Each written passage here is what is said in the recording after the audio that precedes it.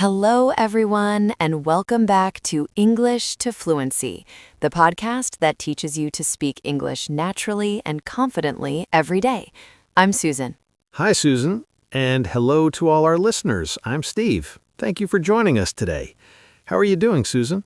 I'm doing great, Steve. Thank you for asking. My day was good. I had a nice walk this morning, actually. It was quiet, the air felt fresh, and I didn't rush anywhere. I really like mornings like that. They make me feel calm. How was your day? My day was busy, but good. You know those days when you do many small things and suddenly the day is over? Oh, yes. You feel tired, but you're not even sure why. Exactly. That was my day. But I was also thinking a lot about our topic today. Oh, wow. What were your thoughts about? I kept thinking of a problem I used to have. Really? Now I'm curious. What kind of problem? Well, our topic today is how to talk about Valentine's Day. And I remember when I first moved to an English-speaking country, this holiday really confused me. People talked about it everywhere, at work, in shops, on TV, and I never knew what to say. That makes so much sense. I think many English learners feel the same way. Yes, people would ask me questions like, "So, what are you doing for Valentine's Day?" And inside my head, I was thinking, is this a personal question? Is there a correct answer? Am I supposed to be romantic? That inner panic is very real. Very real. Sometimes I answered too seriously. Sometimes I answered too quickly. And sometimes I just smiled and changed the topic because I didn't know what to say. And that's exactly why this topic is so important. Valentine's Day is not only about culture, it's also about language, confidence, and knowing that simple answers are enough. Yes. So today, I'm going to ask you all my old questions, Susan. The questions I was too shy to ask before. And you will explain everything. I love that plan. And if your explanations help me, they will definitely help our friends who are listening now. Absolutely. Before we start, we want to ask for a small favor from you, our friends. If you enjoy these calm, friendly conversations, please like the video and subscribe to the channel. It helps other learners find our little corner of YouTube. Yes, thank you so much. When you like and subscribe, it tells YouTube, hey, this is helpful, and then more learners can join us. All right, Steve, you said you have questions. Let's begin with the most basic one. Okay, let's start very simply. What is Valentine's Day? That is a perfect place to start. Valentine's Day is a special day on February 14th. On this day, people show love, care, and appreciation to other people. Appreciation. That's an important word. Yes, it's not only about big love or dramatic love. It's about saying, you matter to me. So it's not only for romantic love, not only for boyfriends, girlfriends, husbands, and wives. That's a very important point. And my answer is no, not anymore. Many years ago, Valentine's Day was mostly about romantic love. But today, the meaning is much deeper.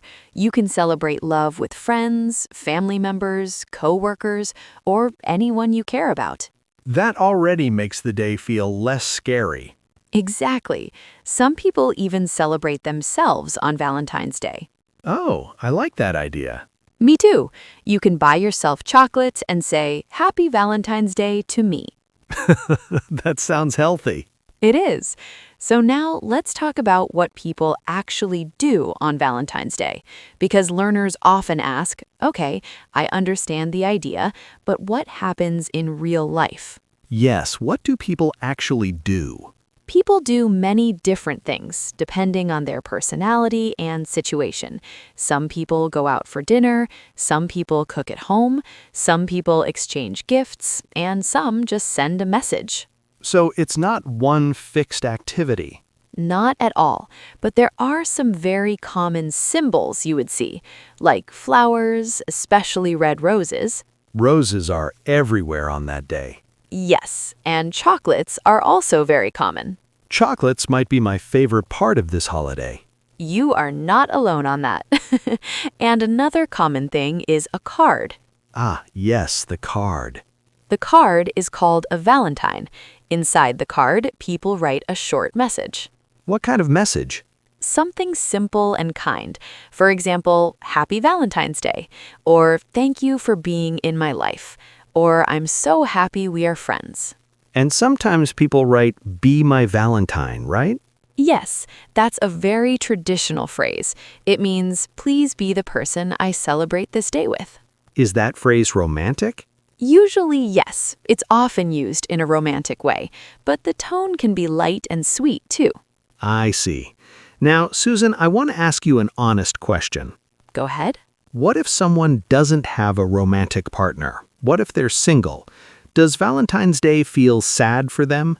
That's a very important question, and the answer is, it doesn't have to be sad at all. That's good to hear. Many single people celebrate Valentine's Day in different ways. Some celebrate friendship, some celebrate family, and some celebrate self-care. I've heard the word Galentine's Day. What does that mean? Galentine's Day is a fun word that means a day when women celebrate their friendship with other women, usually around Valentine's Day. And what about Palentine's Day? That's similar. Palentine's Day is about celebrating friendship with anyone, men, women, everyone. So the main idea is you can choose what the day means for you. Exactly. There is no rule, and that's very important for learners to understand.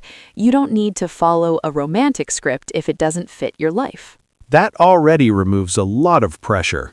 Good. That's our goal today, to remove pressure.